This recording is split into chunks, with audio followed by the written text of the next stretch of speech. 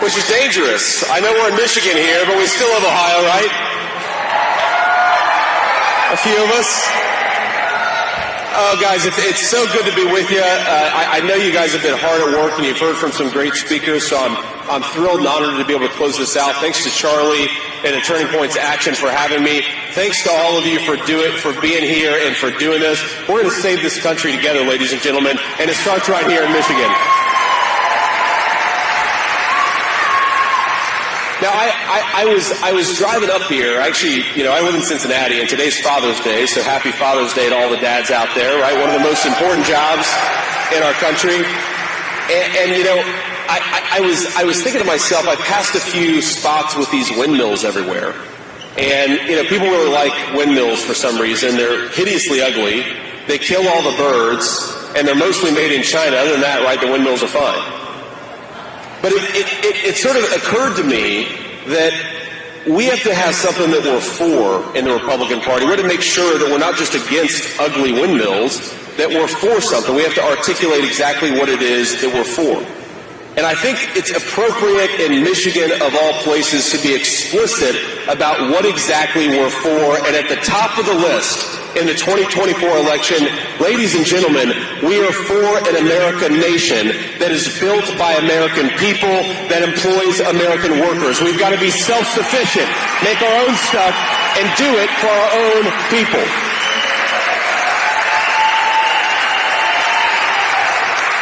There's this weird thing going around in the Democratic Party where they love electric vehicles. They're obsessed with electric vehicles.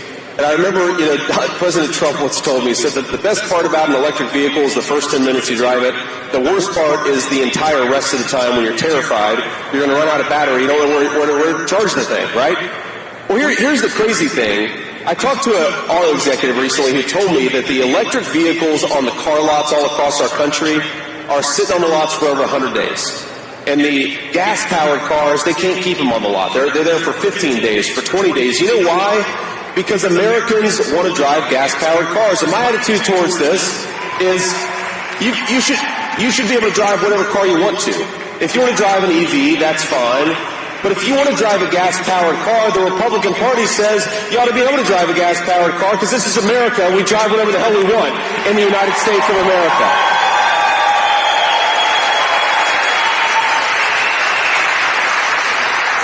And by the way, since we are in Detroit, the home of the American automobile, the American automobile is made, the gas-powered car is the American automobile. It's made in America. The transmissions are made in America. The carburetors, the parts are made in America. What is it with the Biden administration that wants to ship our entire manufacturing industry to China?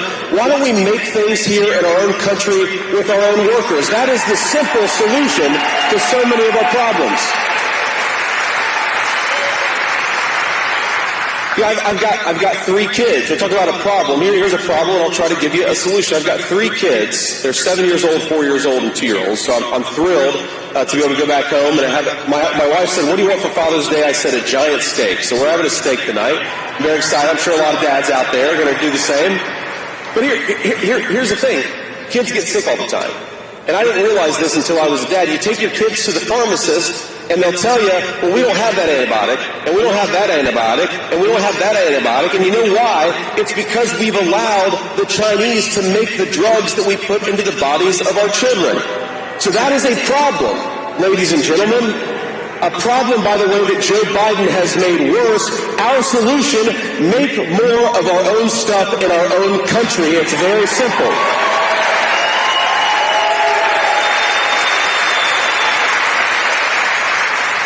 Now here's another problem.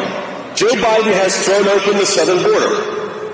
And we could talk all day about it, but I'm sure you've heard a lot of people talk about the 20 million illegal aliens that are in this country that have no business being here.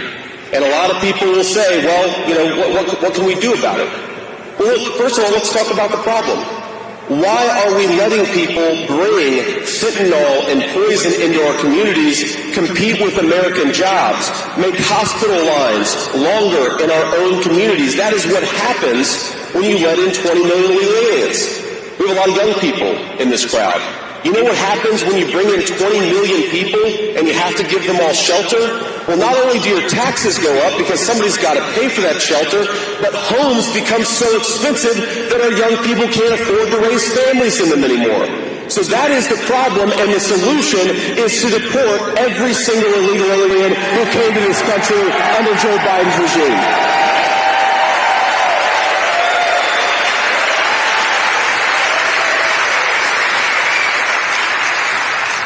So we got problems, but we got solutions. But you all have to go out there and work hard and make them happen. I've got to say I want to say two more things. One, we're not talking as much about the problems and about the solutions because Joe Biden has decided he's not going to win this election on issues, ladies and gentlemen. He can't run on lower inflation. Even though they try to pretend that inflation's lower, we all know that it's terrible.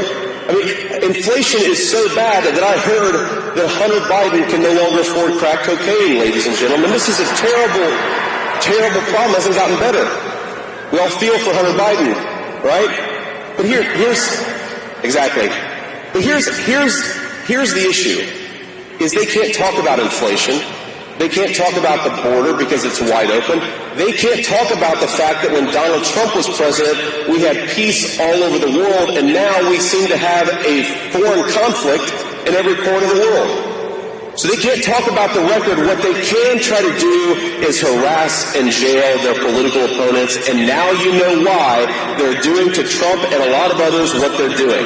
Because they can't win a debate on the issues, they're going to try to destroy the foundations of this country, and we're not going to let them, are we, ladies and gentlemen?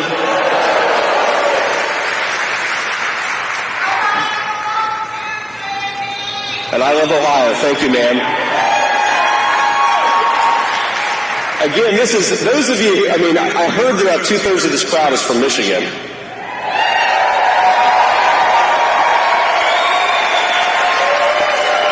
So it's amazing if Buckeye comes up here and gets any applause at all, because we all know how Ohio feels about Michigan, and Michigan feels about Ohio. But look, my friends, the point is they can't win the debate, and so they're going to harass and try to jail their political opponents. And Republicans, we have got to grow a spine and fight back against this stuff. It's very simple. Steve Bannon, who's a friend of mine, is supposed to go to prison. They're trying to send Steve Bannon to prison in a couple of weeks for the very thing that Eric Holder did 8 years ago, which is reject a congressional subpoena.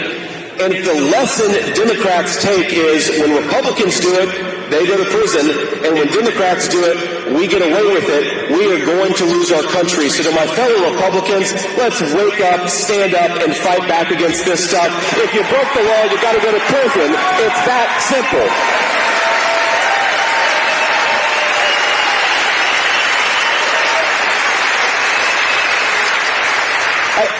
I did a New York Times interview recently, which all of you probably said shouldn't give an interview to the New York Times, but I did. And I asked them, they asked me, they said, well, wasn't January 6th the constitutional crisis? And I shook my head and I said, no. January the 6th, Donald Trump trying to challenge an election through constitutional means, that is the opposite of a constitutional crisis. A constitutional crisis is when generals refuse to obey the orders of the commander-in-chief. Let's go after those generals who refuse to obey lawful orders, not against Donald Trump and his supporters. That's law and order.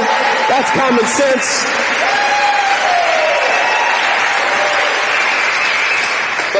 But my point is, my friends, that we have an important task ahead of us, because these guys don't want to talk about issues. They don't want to talk about public policy.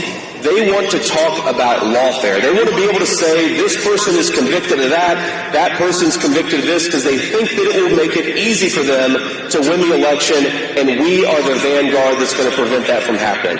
That's one more thing I want to say before. I want to take some questions, too. I'm sure we have some audience questions, so I don't know where you're supposed to line up, but if you got questions, go ahead and start lining up, because I'm going to try to take at least a few questions. Let me say one other thing. If any of you know anything about my background, I live in Cincinnati now. I love Cincinnati. The Bengals out there. I know we're in Lions country, but it's all right. But But my family historically, in some ways, we were immigrants to Ohio from Appalachian, Kentucky, from the mountains of Kentucky. And anybody who has family from eastern Kentucky or West Virginia or East Tennessee, you know, it's some of the most beautiful country in the entire world. They've got mountains, but mountains that are green and beautiful and lush. It's my favorite. It's so beautiful. It's one of the most beautiful parts of the entire country. From Hockin Hills, Ohio, further south, it's incredible. But here's why I talk about this. One of the things that bothers me, and you heard this in the intro video, is when people say that America is an idea. Well, America has great ideas. Our Constitution was founded upon great principles, but America is not just an idea. Because in southeastern Kentucky coal country, there's a plot of land that my wife and I own, and it's got a family cemetery on it. And in that cemetery are people who were born around the time of the Civil War. And if my children are eventually buried there, as I hope they will be, there will be 7 generations of my family connected from the Civil War all the way to the 21st century. And there are people in that cemetery who fought in multiple American wars. There are people in that cemetery who raised children, who built a life in this country. We are not just an idea, ladies and gentlemen. America is our home. And if there is a single principle at stake in this election, a single principle, it's that the Democrats are trying to turn this country, are trying to turn our home into a shithole, and we ain't going to let them, are we? Absolutely not. Absolutely not.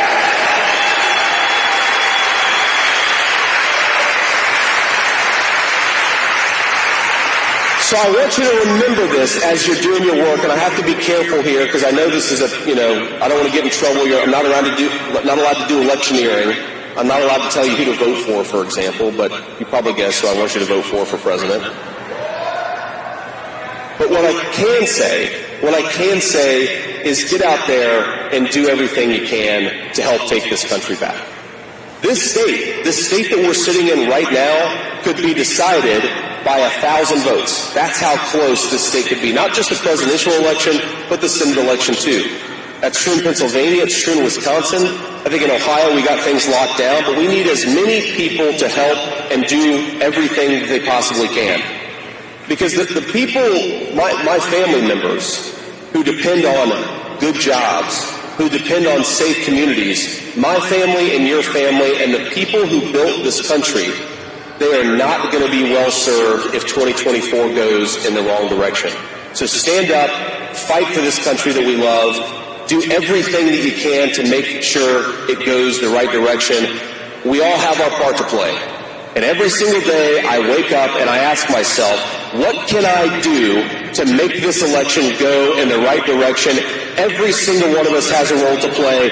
Thank you all for the role that you're playing. God bless you. I'm rooting for you, and I want us all to do as much as we possibly can. Thank you for having me, and thank you for doing what you do.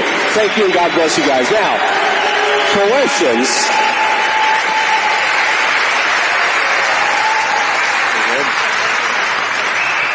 I appreciate. I'm a politician now, and so I love the standing ovation. I really appreciate it. It hits me. It gets my ego going. But y'all don't have to clap that hard for me. I appreciate it, though. Let's get to some questions, sir. Maybe you start back here. Yes. I'm actually from Cleveland, Ohio. In fact, one time you were campaigning for Marino and Palma. You were right by my street. Yes, sir. Anyway, my question is, for the rest of this Congress, what is the plan to stop Mitch McConnell from just giving in on everything? Well, that's a good question, because we do have some Republicans who just want to give in on everything. I'll give you an idea of one of the things that we're fighting. So think about all the nominees in the Biden administration, all of the people who are foot soldiers in the Biden administration's lawfare against Donald Trump and conservatives. I joined together with 7 or 8 of my colleagues just in the last couple of days and said, very simply, we're going to use every procedural tool at our disposal to stop glide paths for Biden admin nominations. We got to fight back against these people and not just rubber stamp every single person that Joe Biden sends. Common sense, right? but only 10 people or so joined us. My colleague Mike Lee has led a similar effort. I've got a lot of friends who are working very hard on this, but if we can do one thing in the United States Senate, it's to stop giving Biden the foot soldiers that he's using for lawfare all over our